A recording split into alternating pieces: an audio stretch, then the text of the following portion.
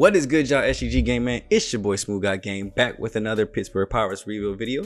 Thank you guys for all the love and support you guys have been showing to the series. I really appreciate it, man. Getting out to new people. Welcome to the new people, to the family and the channel. And yeah, we got more of this rebuild here coming today. So go ahead and show that love here to get into the video, as we're going to basically try to end the season here today. We got September call-ups coming up as we go through August. Probably go straight through September, being that we're 42 and 66. So I mean, postseason is, unless we have a absolutely insane last 2 months, most likely gonna be out the window. So be more so focused on getting to the end of the year, seeing how guys finish, seeing if we have any last second call-ups through September, maybe some AA guys going up to AAA for the last month, putting together some stats as we're going to get ready for our very first off season of the series. As you can see here, we've got a quick series against Arizona, which we end up losing that last game there 0-2, getting swept in that entire series. As we jump into the Padres series here, it means taking 2 more L's but winning the series. Looks like we won the last 2 games of it, so we win 2-3. Got a couple of injuries down at the minor league level, and of course I'm excited to see where this team takes a step forward too. I think, as you can see here, as I was just about to say, the offense leaves a lot of things to wonder about. Did you see we won 15-4 against the Dodgers?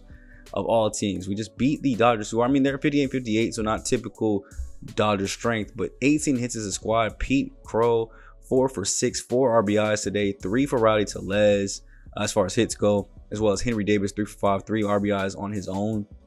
We see home runs from Rowdy Tellez, had 2 of them. Eduardo Alvarez had 1. A lot of RBIs going all the way around the lineup. Pete Crow getting 2 doubles of his own. And Jordan Hicks only 4 2/3, 4 earned runs, but I mean, it was enough to get us a victory here. It's 4 1/3 for Johan Oviedo, who I don't even really know what to think about him as far as our pitchers go, because obviously we need to increase our pitching to be able to win over these games. As you see, we go score 7 here, but give up 9 in the process. But Oviedo was one of those guys that, like, early in the season, he had like a 7 ERA, 8 ERA, 9 ERA, and then, you know, he'll occasionally have those bad outings, but then he'll have good outings like that where he goes 4 1/3 scoreless. And it really helps his ERA stay below 4. So I feel like he's played worse. I feel like he's played like his ERA should be 5. At least from what I've seen of him and have tracked and know. I feel like he should be at a 5. But, I mean, when you do bad for consecutive games in the start of the season, it's kind of tough to see those really good performances when they do finally come out in a rise. Here, as we have a check swing by Pete. It hits off his ankle, but they say he went far enough around, which I think is a pretty stupid rule. Like, if it hits you, it hits you. But I guess they're going to say maybe he, like, turned into it. So he's out. And then we come here with Brian Hayes. Ground this one over to third. Thought we might be able to go ahead and walk away with the win with this one. We had runners in scoring position, but we ended up losing this game 7-9. Wanted to get you guys a little bit of gameplay here. You know, the season's not over. We're still going to rock out some gameplay here and there. Dodgers able to bounce back, and we'll see if they are on some type of playoff run. Probably looking more so at the wild card, being that win just puts them a game over 500. But Mitch Keller, 2 2/3, 6 earned runs. So the 6 of their 9 runs came early. Otherwise, we probably could have came back and won this one. 3 hits there from Edward Alvarez. A home run by Brian Hayes, his 13th of the season, giving up to 51 RBIs too as well. You see Alvarez's 2 doubles gets him up to 23. Keller's now 6 11 on the season with a 5.12 ERA after those 6 earned runs. Ortiz gets up 1 and 3 1/3. ERA still above 7 though, so don't know what to think about him. As we end up losing that series to the LA 1-2, winning the series right after them against San Diego 2-3, before ultimately getting on a win streak here as we go ahead and almost sweep the Texans. I said the Texans, the Rangers. Wrong Texas team. 2-1. And we're clearing our way up through here in the end of August, man, as we go on a massive losing streak here to the Cubs before finally taking game 3. And a big injury strikes here at AAA. Tamar Johnson, one of our best position player prospects, going out for basically the rest of the season, 2 to 3 months. Going to go and put on a 60-day DL and chalk the season up for him. But we ended up finishing out August, man, 52 and 83.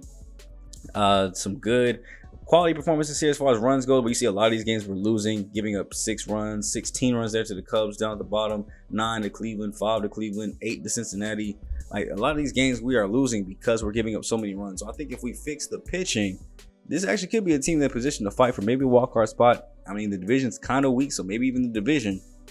But here, going to September call-ups, since the pitching has been a weak point for us, I wanted to go ahead and add Domingo Germán to the 40-man roster and bring him up,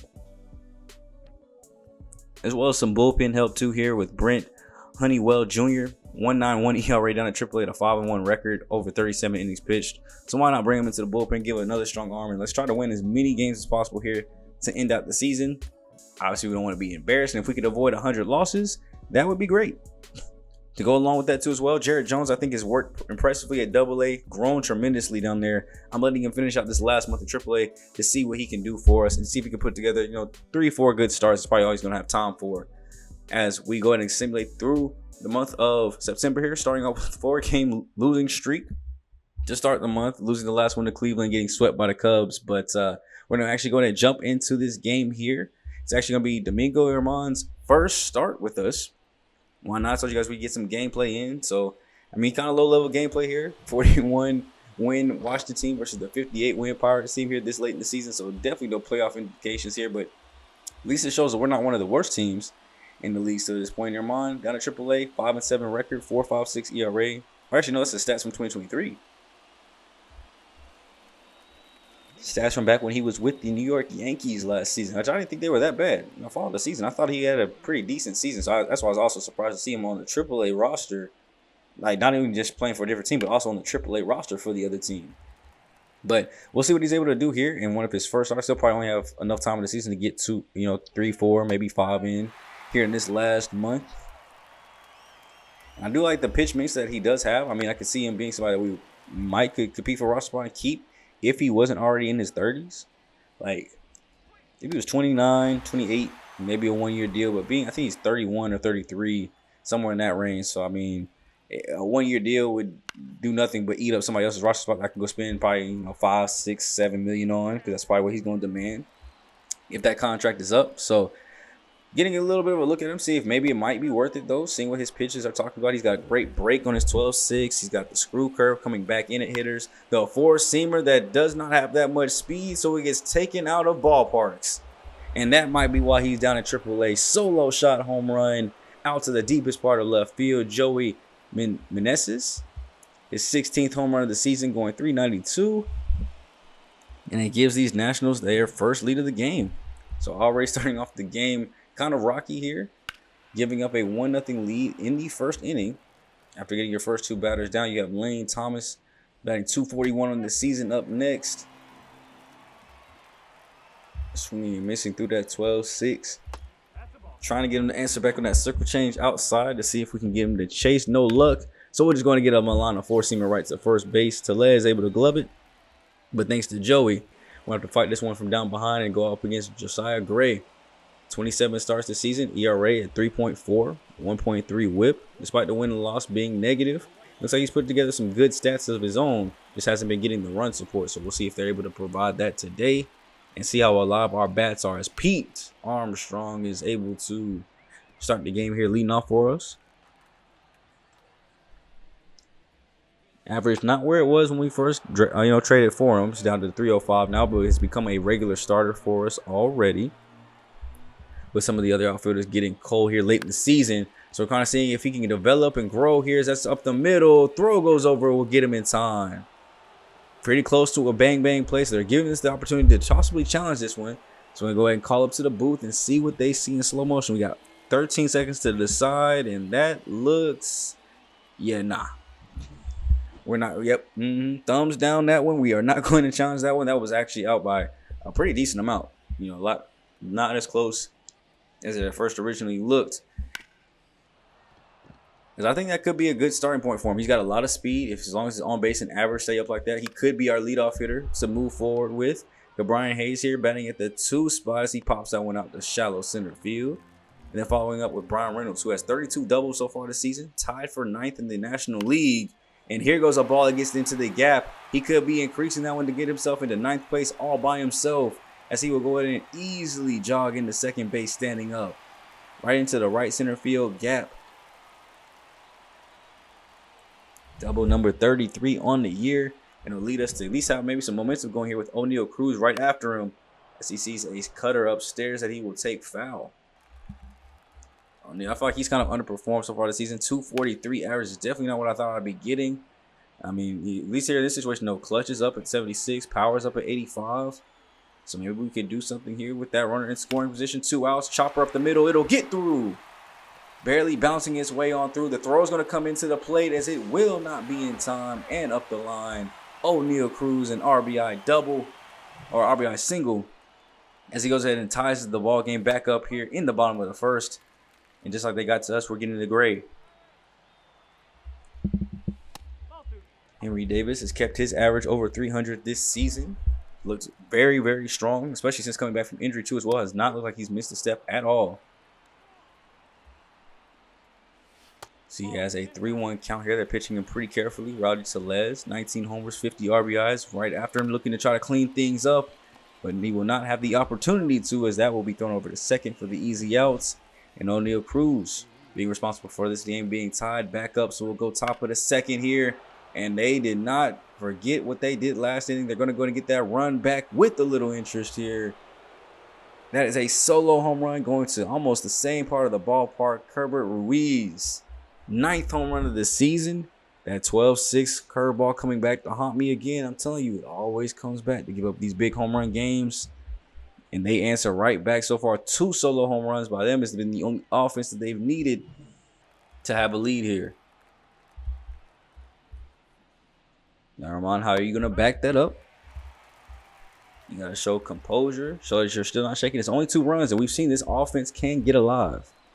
So this ball game is by no means dead, done, or over with. Just off of 2 solos. The 1-2. Swings and misses through the 94 heat. Luis Garcia will have to go and take a seat. As we have bars here coming into Dylan Cruz. 2 runs already on the season. Chops this one on the ground. Gonzalez will go ahead and grab this one. Throw will go over to first base, and they got him.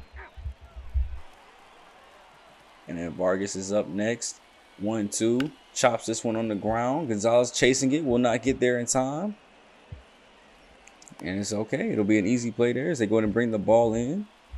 Alex Call up next. 2 outs here. Runner at first. As they finally actually get a hit that is not a home run upstairs. And swings through the 12-6 curveball. Like I said, it's a hit or miss. Either it's home runs or it's strikeouts. One or the other one. That one turned out to be in our favor. And we'll have to go back to our bats here. We're leading off of Rowdy Tellez. Down 2-1. But we know this offense can get hot quick. Cutter, that was middle of the plate. Right at the belt, and it'll go over the left field wall. Now that one went almost exactly where Ruiz went. Clearing the deck for the cannonball shot. Tellez is his 20th of the season, becoming our first Pirates player in the series to hit a 20 home run season. I'm honestly surprised it took this long to happen. Like, a lot of guys actually have good power numbers on the team. So to see that we weren't hitting that many bombs, it's kind of perplexing to see how Oneil Cruz doesn't actually have that. Is that a sword? I get we Pirates and everything. I hope that's plastic because I don't think that should be in the dugout. But it is what it is. I mean, I'm gonna support it. I'm not gonna snitch. I'm the GM now. I'm gonna be the one to get in trouble. So y'all go ahead and do what y'all need to do in there. As long as we getting victories, I do not care. So PCA working his way to a 3-0 count as they seem to be pitching him carefully after the home run. He lines up a ball up in the zone, going back into right center field. That ball is out of here. Taking a long ways. He perfectly timed that one up right over the middle of the plate. That is a cannonball shot. His 3rd homer of the season.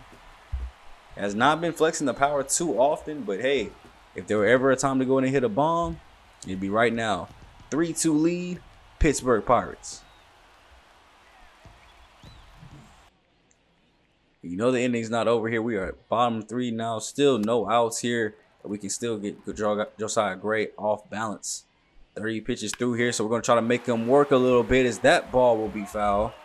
You stare, it might go. It didn't say if stare, it might go straight. I guess that's when you hit a homer or hit a foul ball down the line, possibly. He's out here getting trophies here in the early stages of the game. As Hayes is not getting no trophy for that fly ball, as that one is caught and gloved for the out. Next up will be Brian Reynolds. 2-1 count here in the bottom of the 3rd.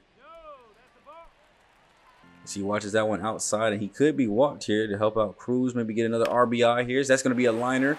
Almost exactly where his first one went, out into right center field. Is this going to be another double? Slow roller off the wall. Not enough speed, though, to try for 3. It'll be his 2nd double of the ball game here, giving him 34 now on the in the late season. Oneil Cruz, great chance here to possibly get another hit and another RBI. And we'll go ahead and increase this lead even farther if we can. Josiah having a pretty bad inning this time around, already up to 38 pitches. And that ball is demolished. Someone called Blackbeard. That's the best cannonball shot ever seen. As that will give O'Neal Cruz home run number 20 on the season, man. 442 feet, taking a long way, no doubt shot. And he is just tied Rowdy Tellez with the team lead, as we now have 2 batters getting over 20, which I thought we would do, 2 or 3 at least. I just didn't think it would have to take all the way to like the second week of September to do it. But hey, all power is good power. We won't ever complain, especially when a base hit comes after it, because the inning is not over. We still only have 1 out, and Davis is trying to spark up another succession of runs here. We are up 5-2, and Tellez already has a hit today. Can he get it a second one? Ooh, that slider was beautiful. Has good time, or yeah, good timing on that one. If he was a little bit earlier, though, he might have been able to pull that one over the wall, possibly. Maybe get home run number 21.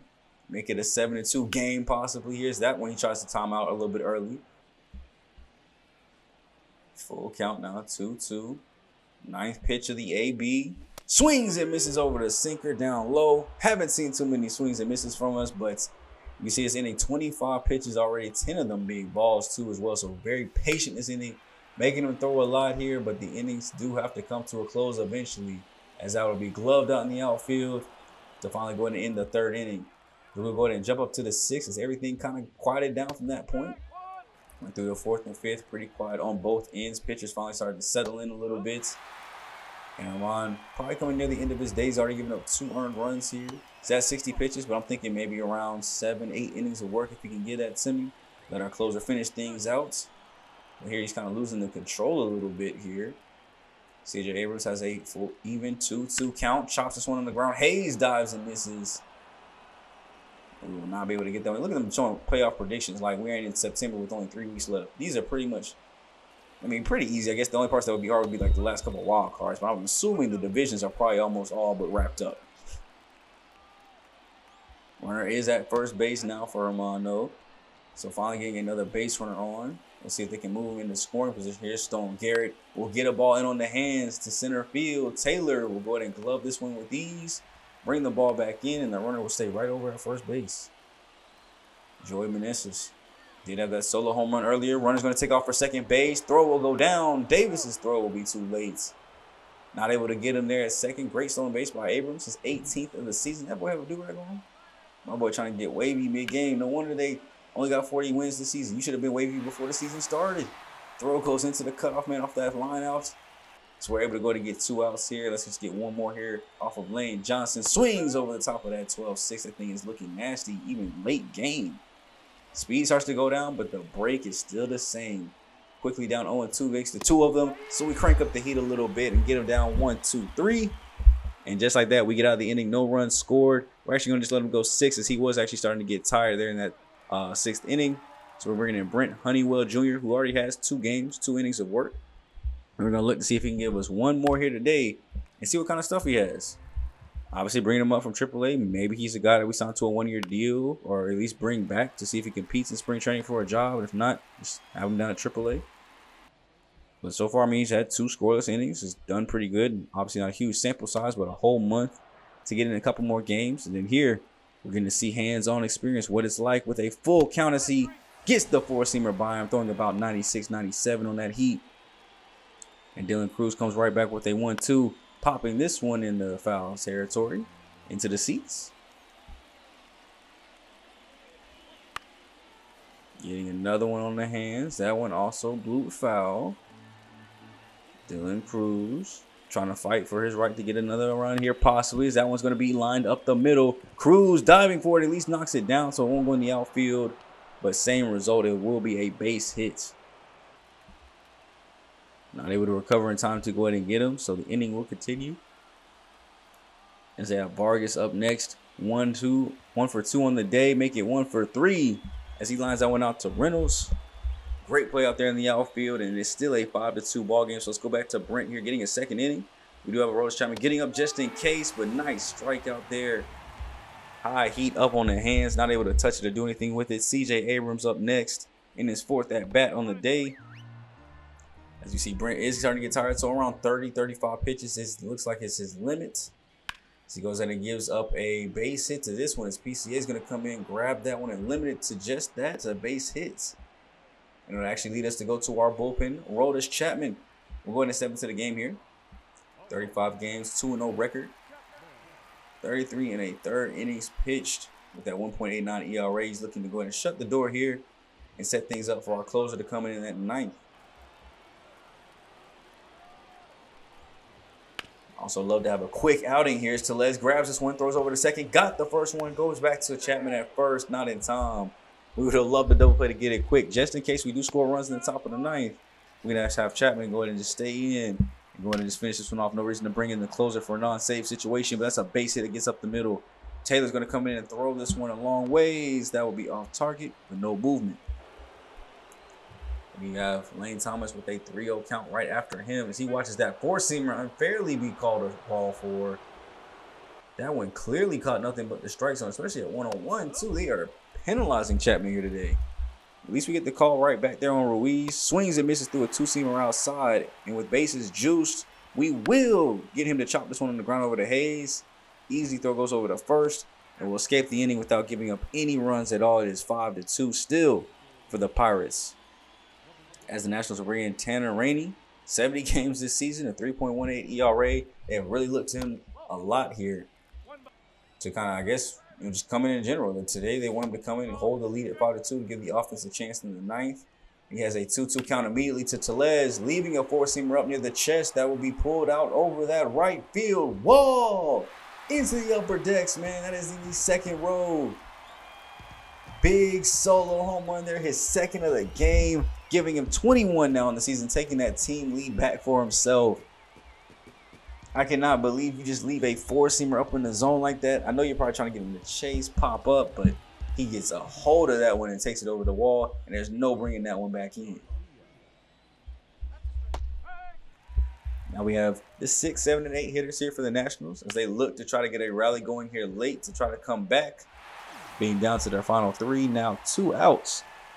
After PCA is able to go ahead and glove that one in, Dylan Cruz will be up to bat next. 1 for 3 on the day. You see Chapman still hitting that triple-digit heat with ease as he gets a slider near his feet, and he's able to go ahead and get that just past Tellez for a base in the outfield. And just like that, that'll at least put the tying run in the on-deck circle. Has yet to come up to bat for him. But one more base runner could actually do that for them here as they have Vargas up next.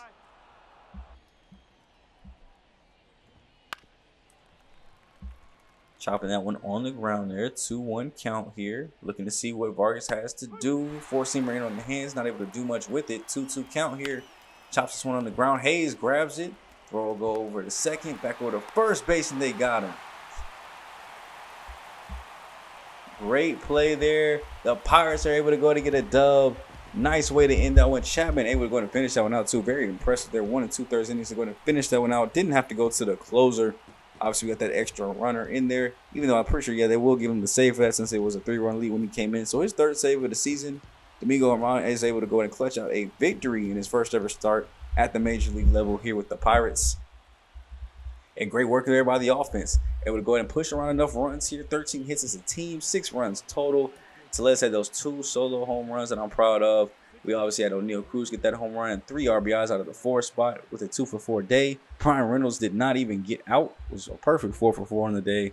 So it could have been a lot worse if we had guys hitting behind him, but 2 doubles gets him up to 34 in the season. 3 RBIs gets Cruz to 63, so at least beating Tellez in the RBI department. Brent Haywood 1 1/3, 2 hits, 2 Ks. Aroldis 1 2/3, 2 hits.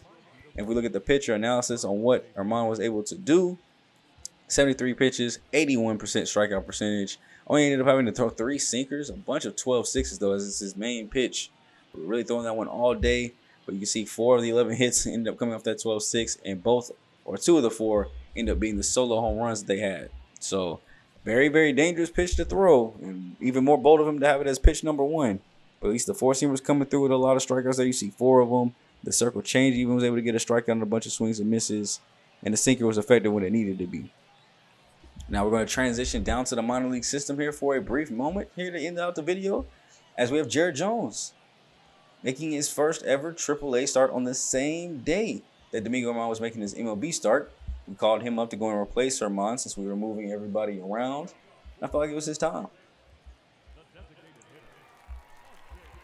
ERA down at AA, I think it was around 3.54. So, I mean, I would love to see it get lower before we brought him up, but definitely was seeing tremendous boosts in all of his per nines.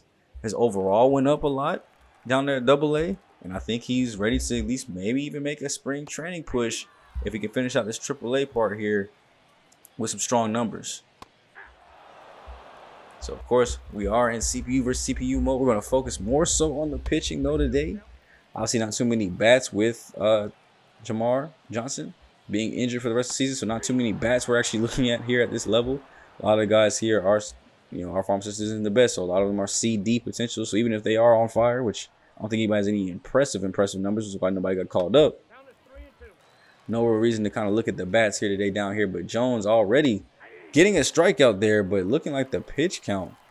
It's taking him a lot of pitches to get these outs. 11 pitches through, just 2 batters. And that's exactly what you need, though. A 1-pitch fly out, maybe, is that one almost got down in the gap. Great speed out there in center field.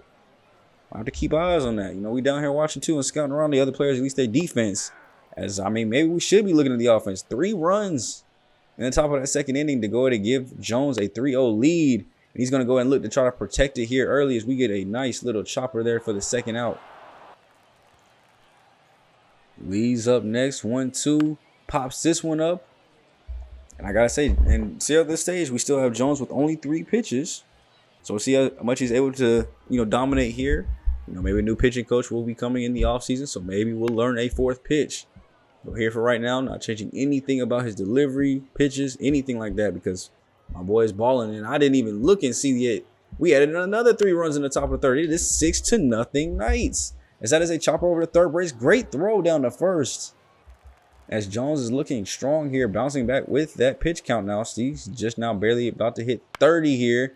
And the 30th pitch actually is a ball that this time will get down in the gap. Able to cut this off, though, before it gets too far deep into the gap. So it will just be a base hit. One of the first times they've had a guy on here. And now we'll have to see what Jarrett Jones' response back to that is. Finally, after pitching out of the windup here, throw goes in. That's a 4-seamer on the hands. Actually, it's a changeup. It gets grounded over to first base. 3 strong innings of work. Get another run there in the 4th. So he's pitching real comfy here. He doesn't have to, do too much here to keep the game close. You got an extra lead. You can pitch relaxed. And when you pitch relaxed, you get easy ground balls like that. Miranda. 1-2 count here. After the ground ball. Chasing the slider away from the hands. The break on that is still looking fantastic here at the AAA level. And still confusing people. So I think that's going to be a secret. The heat of the 4-seamer. Just like that on the 97 on the corkscrew hands, bruh. I cannot believe he's actually still out here getting strikeouts with just 3 pitches. The heat on the 4-seamer, the break on the slider, the slowness and ground ball ability of the changeup here as we get another 4-seamer on the outfield. As that'll get by the diving glove of the right fielder. It'll bump all the way up against the wall since he was on the ground. He's going to have to come this one in quick. Throw will go into the cutoff, man. Are we going to have to go home? We will not. Runner will just stay at third base. So his 2nd triple of the season, Walker Jenkins. Shout out to him. But now you have a runner in scoring position with no outs. So we'll have to see if Jones can get his way out of this with that runner being stranded. If he can, I'll be very, very impressed. He did get Lee to pop out last time. So a pop out in the infield would work here. Instead, he gets a long line drive out into left. That'll be gloved in. But that should be more than deep enough, especially with a Cinderella. I'm going to say a Cinderella U-turn. Cinderella spin that the left fielder hit. They will get their first run of the game here off of Jarrett Jones. We'll have to see if that is the only thing they get here. Is the next batter with the 0-1. Gets a changeup to hit, and he gets all of it as that ball is gone. Solo home run out in the left. Just got too much to the plate with that changeup. That's Michael Hellman's 5th home run of the AAA season. And Jarrett Jones looking like maybe he's unraveling here. Maybe he's pitching a little too comfortably. He's only 4 1/3 through, and he's already given up 2 earned runs. He's got 49 pitches, so we'll have to see if he can calm things back down. He's facing off against Prato, who is 0 for 1 on the day. Hits him with 2 quick fastballs for an 0-2 count. Jones gets him froze with the upstairs heat. Great call by the umpire. That one caught a whole lot of the plate. Royals Chapman should have had this umpire umping for our game. We would have been out quicker as we get another call 3 strike upstairs. He seems to be calling those upstairs strikes, so let's keep the pitches up there then. That's back-to-back strikeouts for Jones. Still showing he has strikeout stuff, so the composure is good.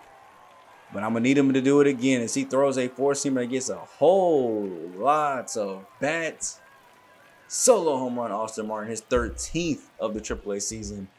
And the Saints here are getting another run to make it. I don't know if you guys looked down at the score recently. It is 13-3. Last time we had a score update, it was 7-0. We saw a 7-2 after they scored their 2. We got those runs back with interest. Plenty of it. We answered back with 6 runs of our own since then. And it is now 13-3. And they still have Jones on the mound, which I guess I'm surprised about, giving up 3 here this soon. But pitch count is low. He just hit 60, so the stamina might be still good. Chop the 0-2 ball into the ground. It should be an easy play by the shortstop as he throws over and just barely gets Kersey Jr. Way to answer right back, getting an out here. Then we're going to pop this one into shallow right field. Fielder will call this one off, going to his right. And go ahead and just glove that one in for out number 2. Looks like we might be able to get through 6 innings strong here before even hitting pitch number 70. So we'll have to see if they give him the 7th. If he is able to, this one's in the hole. Throw from the shortstop as he gathers his feet. That's 6 strong innings of work for Jared Jones. After Austin Martin hit that solo home run, we're going to go ahead and leave him in for the 7th, though. Which we can kind of see where the stamina was at on him. See if he is getting tired. But Jenkins is going to come in. He's the one that hit the triple last time to score their first run of the game. This time around, he's going to hit the ball up to short. In the hole again. Throw goes over. Will not be in time. This one just going the way of the Saints. That's pretty good defense up the middle, though. So I'm surprised he was able to get there in time. But here, bottom of the 7th. Runner still on first base. We'll have to see how much of a leash they give Jones. As this will be popped into center field. Shallowly coming in. And he will go ahead and grab that one and throw it to the cutoff. Hellman will be up next. 1 out. Runner still at first base. The first pitch that he sees from Jones will be pitch number 70. And that changeup will get him looking stupid. 0-1. Watching the 4-seamer upstairs. 0-2. Can we get the strikeout? On 3. We will not. So let me know down below what you guys think. After watching Jared Jones' performance here, we've seen him pitch a couple times. We saw his AA start. We've seen him at the AAA level now getting a start in. Do you guys believe that he deserves a spring training invite for next season? Or do you think he just straight up needs to be on the MLB pitching rotation now?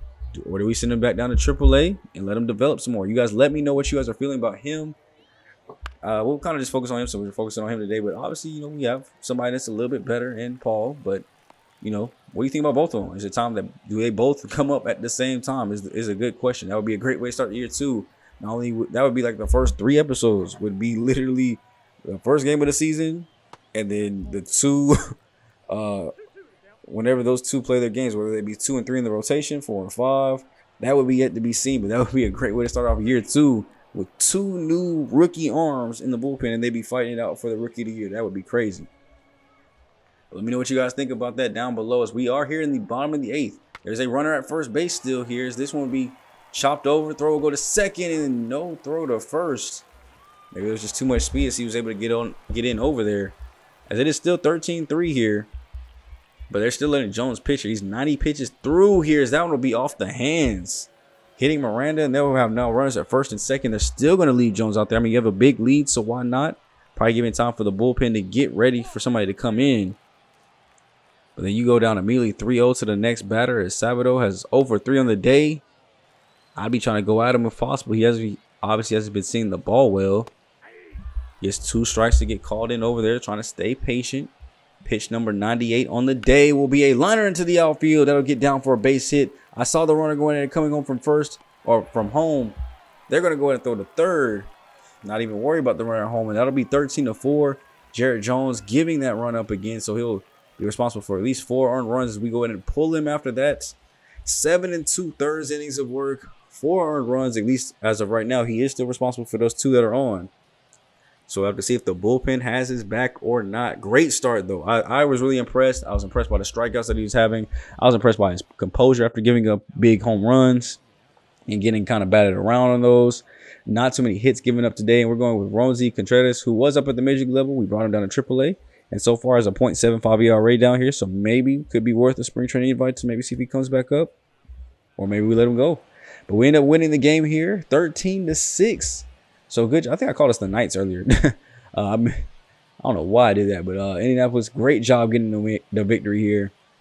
As I'm sure Jared Jones will walk away with the dub, and we won 13-6 here. His first win at AAA, 14 hits as an offense. That would be great. We'll definitely have to check out the box score to see who kind of led that one, and also to see if any of those runs, since it's up to 6 here, any extra ones caused to Jared Jones. Looks like 2 other runs scored in the ninth, so maybe not.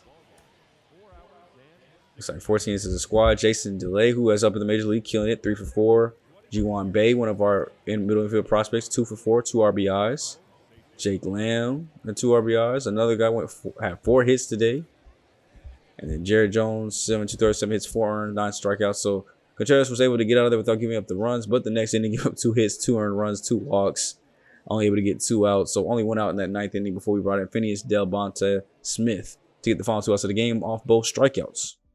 So that'll basically be the end of the season for our AA and AAA squads. As we're going to go ahead and, as I said, simulate to the ends of these. As Mitch Keller will be out for 1 to 2 weeks at the major league level. So we'll put him on the 15-day DL here really quick. And that'll go ahead and basically end things for our minor league teams. We'll see if either one made the postseason. Obviously not going to show too much of these kind of like postseason games, especially with now all the guys that we're looking at as far as bringing up are at the AAA level. AAA did not make it, but AA did at 78-60. So they'll be in the minor league postseason. If we go back to the major league squad, you can see we lost the series against Kansas City 1-2, lost to Miami 1-2, got swept by St. Louis in a 4-game series, and Cincinnati in a 3-game series. So we're on a 7-game losing streak right now. And you look at these scores: 11, 7, 6, 7, 6, 4, 5. That's the amount of runs that we're giving up. I mean, only one time in there did I hear anything acceptable, which is 3. Every other game in that losing streak was 5+. Look at the stats here to end some of the season, though, since our minor league seasons are done. Here at AA, Josiah Seitler ended up leading with hits, 121. Deep potential prospect, though. He saw great development in a lot of areas, has good defense, but obviously know where his career can kind of go here from here with deep potential. Is going to be needing some luck. Sean Ross at 3rd with 112. 102 from Glenn, as well as Tres Gonzalez. Gonzalez and Sean Ross ended up leading in home runs with 12. Leading the team in RBIs was Josiah with 64. Stolen bases, 18 by Andres Alvarez and Sammy Sanaya. Good job by them. Sung Chi Chang, 307 on his average beat potential. So obviously he has somewhere to go there. Seeing great development for his power, +4 on both right and left. I'll have to see if that does anything, but that's kind of like the only one that was like really good. Also had a 391 on base with a 477 slugging percentage. So good job by him. And then if we look at our pitchers here, Thomas Harrington, 12 for 10. Anthony Samato, or Solomento, who was somebody else that we could either look to trade or bring up. He ended up going 10-5, 155 strikeouts, 309 ERA, 1.32 WHIP in his 27 complete games started. 15 of them were quality. So he definitely led the way in that and could be somebody else. He gets moved up to AAA if he keeps pitching this well. I think we'll probably start him at AA just to keep him going. Thomas Harrison has C potential at 22 years old, though. I like a lot of stats here. +5 to strikeout per 9, +4 to the walk per 9. As he had a great season too as well. JT Burbaker, 13 of his 15 starts were quality. Now, of course, he's 30 years old and deep potential, so no wonder he's pitching so good at AAA. My boy is low-key should be in the major leagues, but he's on the IL right now, so it is what it is. Kyle Nicholas, C potential. And don't get me wrong, you can do some things with C potential now. Like, C potential does still mean high 70 potential, like 78, 79, which isn't terrible, especially if it's like a 5th starter. So, I mean, I'm going to still keep my eyes on those C potentials. And if you're putting up stats, you're going to get promoted. That's how it's going to look. Now, I do factor in potential a lot, but if you put up them stats, especially in like the relief bullpen, long relief role, you're going to get moved up. Now, here at AAA, Jared Jones ended up going 2-1. 3 quality starts in 4 of his starts with 386 ERA, 125 WHIP, and 25 Ks. At the very least, he's going to be at AAA next season. I think that's enough to maybe earn a spring training invite. I'm not mad at it. Let me know down below what you guys think. Only gave up 24 hits, 12 runs in the innings that he pitched. Paul, 28 runs, 67 hits in 67 innings. 7 of his 12 starts were quality. 361 ERA, 141 WHIP. I think both those guys would be at AAA if they don't get the call to the majors. We might go ahead and start that clock up, though. I know because you have a 3-year clock on basically how long you can bring guys up and down. Because now once we bring them up once, they're kind of automatically on the 40-man roster to come up in spring. So I think in the next 3 years they'll be able to come up. Quinn Priester, also a B potential, 23 years old. The rotation is looking like it could be elite. I think we have the guys in house to where we don't even have to go to the free agency market to pick up a guy. If we do, it'd be like one person. As you see here, Paul +6 to the home run per 9, +8 here for Jared Jones' home run per 9.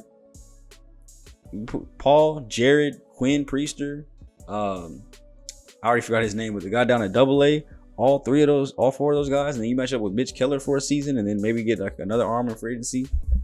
Maybe let Mitch be a long reliever. The rotation is looking good. We just got to worry about the bullpen and make sure the bats stay good. We'll be okay. Now hit with Squadda here. You see 142 by Matt Grosky. Deep potential, unfortunately. Aaron Shackelford. Deep potential, unfortunately. But led the way with 18 home runs, 69 RBIs. He ended the game on fire. We're looking for first baseman, but I don't know if I can bring that up. Ji-Hwan Bae ends up being a 70 overall at the end of the season. +6 to his power versus right. Defense went up. Contact versus left, +4. +4 discipline, +3 vision. I gotta say, I'm very, very impressed with the additions here. And he's a utility guy. He can play, second, third, first, left, center, and right. So definitely could be a solid option on the bench. He might deserve a chance to come up this spring. We'll have to see. Now, Tamar Johnson only had 19 games before getting hurt, but ended up with a 275 average. Did get a home run out of 19 hits, 6 runs, 354 on base. His 5 walks, only struck out 13 times. 4 doubles, so extra base hits were coming through. +3 to his power versus right and contact right. +6 to his vision. +4 to his clutch. Defense is all hit +3 with a +4 to his reaction time, and he's up to a 70 overall. So now you're going to play second and short, and he's only 19. So I think we could take things slower with him and let him stay at AAA. I don't even know if we bring him up to do spring just yet, but as we're going to get to the end of their postseason run, looking at the end of our season, we finally snapped the win streak, beating Milwaukee 3-2 before losing 3 more straight, and actually go ahead and make that 4. Here's the AA curve. Move on to the next round of the postseason. We win the last game of the year, thankfully, to go 58-104. So we can only go up from here. 37 games behind the Reds, who finished at 95-67. The Cubs at 94-68. The Brewers at 91-71. The Cardinals 90-72. We're the only division where all 4 of the other teams, besides the last place team, finished with 90 wins plus. And it's looking like a lot of them, the Cardinals are fighting for the wild cards and everything, but the Brewers are there too. I mean, you look at some of the other divisions, the East almost did it. They had almost everybody over 80, but nobody else even came close to what we had to deal with. So us being an easy division might not be so easy. But we look at the end of the year stats here. Brian Reynolds, I would have to say probably team MVP here with 148 hits, 68 runs, 17 bombs, and 95 RBIs, hitting in the 4 spot for as much of the season, or 3 spot. Looks like Cruz ended up finishing up with a team lead with the 24 runs, +8 to his power versus left, +5 contact left, +2 division. I wish that was going up a little bit more. The defense, +3 for his fielding, +3 for his accuracy. That can help out with some of those errors, hopefully. Tellez, who's only C potential, 29 years old, so he's not going to see too much regression after that. But 23 home runs, 60 RBIs is not too bad. 95 RBIs there, like you said, leading the way, so nobody with 100. And Pete Crow ended up finishing with the best average, kind of cold in the season with a 282 average, but +6 to his contact right, +3 contact left, +5 to power left. Everything about him went up, and he's at a 75 overall now. I think this is our starting center fielder moving forward. Sorry, Michael A. Taylor. We'll find some other spot for you if we decide to keep you around. Maybe move him to the corner or something, because we are still waiting for our corner guys that we just drafted to develop. So we got some key pieces to kind of work around here. O'Neal Cruz, if we can fix those errors. Nick Gonzalez. I think, don't forget about him. +11 to his contact left is crazy. Up to a 72 overall now, so keep eyes on him. We obviously have our catcher of the future with Henry Davis. We now have Pete Crow Armstrong in the outfield helping out. The pitching looks like it's on the way. It looks like we could have 2 potential starters to rise up and take over as long as they have a good spring. I think in this offseason, what we do is look to bolster the bullpen. Make sure that we have guys that we can trust in these situations. I'm seeing way too many 4 ERAs and 5 ERAs. Luis Ortiz, somebody that I don't know will be on the team next year. C potential at 25, and he did not perform good at all. +6 to his strikeout per 9, which is good, but -3 to his walk per 9, which is down to 23. Which I have heard it's hard for pitchers to be good when the walk per 9 is low, and he ended up having one of the highest ERAs on the team. We finished with 4 guys under 4 ERA, none of them being a starting pitcher. Brent Honeywell, though, did pretty good. I mean, he's got deep potential at 29, so I don't know if I'll bring him back. But, of course, relievers are something that you can do on one-year rentals and be okay, so maybe he does come back. 16 quality starts here for Marco and Mitch Keller out of their game started. 14 for Martin Perez. 12 of 32 for Bailey Falter. Jordan Hicks 4 for 18. And 3 for 5 for Domingo Germán. So, shout out to him having actually the same amount as Luis Ortiz with way less starts. End up finishing up with 3 guys having given up over 200 hits, which is a major problem for our team. 5 guys getting over 100 runs given up. Only 2 of them with over 100 earned runs given up. So obviously that goes into error factors. So we got to fix our defense as well. But giving up 30 home runs is not good either. Mitch Keller ended up leading us with a 3.1 WAR. And let's go and look at the team stats too, because this is where we can really see where we compare. 25th in the league at batting average. So we got to hit the ball a bit. I know I was talking about our offense being good, but that's just because we do score a decent amount of runs here. I mean, 21st, never mind. Okay, we might need some help on the bats. 26th in hits. Okay. See, this is why we look at the team stats. Because I was on the impersonation of a lot of those games we were losing. We were still scoring a decent amount of runs. But, I mean, I guess there's some that we didn't. You know, we tied for 9th in doubles, tied for 5th in triples. So we're getting extra base hits. Home runs, looks like we finished up at about 22nd. So we still need some more power. We can do that. We only had 2 guys hit over 20. And it didn't happen until September. RBIs were 21st. So it looks like we do good on extra base hits, but we need to get more guys on, more steals, especially slugging percentage here. We finished at 21st. Okay, maybe we're not even that good at extra. Well, that's because our home runs were so low. On base, 314. Yeah, we're not really getting on base. A lot of the home runs that are going through are solo home runs. Errors tied for 27th. Goodness gracious. Fielding percentage puts us at 28th. Obviously, you know, tied with the Astros, so we tied with that. ERA is at 29th. The only team worse than us with the Athletics at 510. We were at 503 for a team. I just want to see if we had any complete games here. We actually had 3 of them total. Saves. We've been finishing with 25th. Obviously, can't save many games. We only won 58 of them. Hits given up. We were dead last with 1592, so 30 more than the Rockies. And that just comes from having guys giving up 200 hits. We had 3 of them. So pitching staff does have to get better, and it starts with the rotation as well as the bullpen. But I think our rotation help is on the way to improve a lot of these numbers. And I just hope that they have a good spring, so it's their time. But spring will be the only way to tell which of the 2, if not both, come up here. And winning percentage, we finished at 28th. 2 teams with the worst record than us with the Athletics and the Nationals. So we finished with the 2nd worst record in the National League. At least we ended up beating the team that was below us. But sheesh, 29% win percentage is crazy. But it's been a great season, you guys. So it's time for the postseason, obviously. We'll take a quick look here at the league leaders. See if we notice anything. See if any of our guys kind of topped any of these lists. But then we will get into the postseason to see, you know, who this year's World Series champions are. And, of course, set up our very first offseason in the series. Brian Reynolds there, you see, finished 8th in doubles. Okay, with 36 is where he ended up finishing up at. Triples, don't see anybody up there. Cody Bellinger home runs with 45. See 2 Cubs players up there, which is going to be alarming. Shohei Ohtani with RBIs, 110. What else do you expect? Reynolds ended up finishing 9th with his 95. Knew we would at least be there in the top 10. Runs, Mookie Betts with 111. Stolen bases, Trey Turner with 45. Bryce Harper with walks, 95. 40% on base percentage for Ryan Noda. Slugging percentage, Shohei Ohtani, 63.5%. Not too bad. That's the Dodgers having multiple people up there with slugging percentage and OPS. Mookie Betts up there too as well. Zach Wheeler leading the way in wins with 21. That's very impressive. And they had 2 guys there at the top.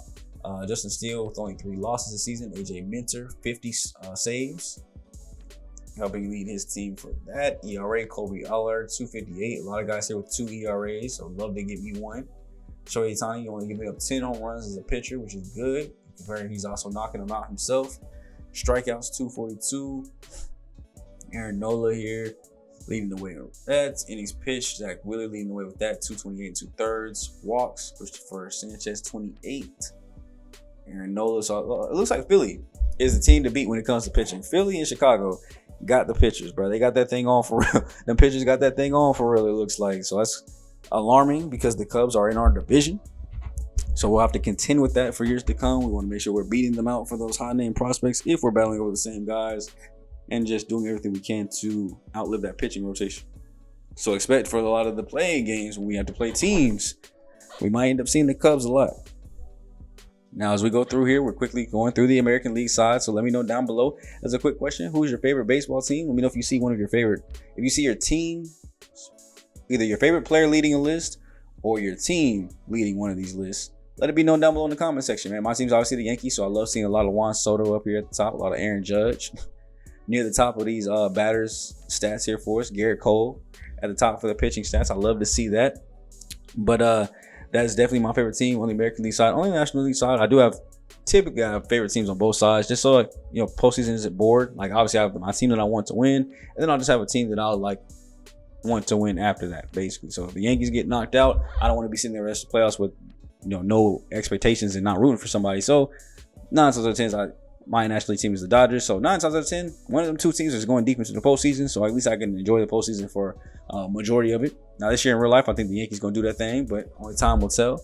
As you can see, our AA team though, I don't want to take quality stuff off of them. They ended up winning the AA championship in their division. So shout out to our AA squad. Even with the movement of 2 of our best pitching prospects that were down there, probably leading the way for most of the season, they were able to go and get that thing done without them and without the shortstop. So now here we're going back up to the Major League postseason as the Yankees. You saw we were following them at first. They got knocked out. Then the Dodgers came back and got that thing. So we actually have a battle of 6 seeds here in the World Series as the Blue Jays come from beating Minnesota and New York 2-1 in a sweep and in a 7-game series to now have to face the Dodgers here, who also came from going the wild card into it.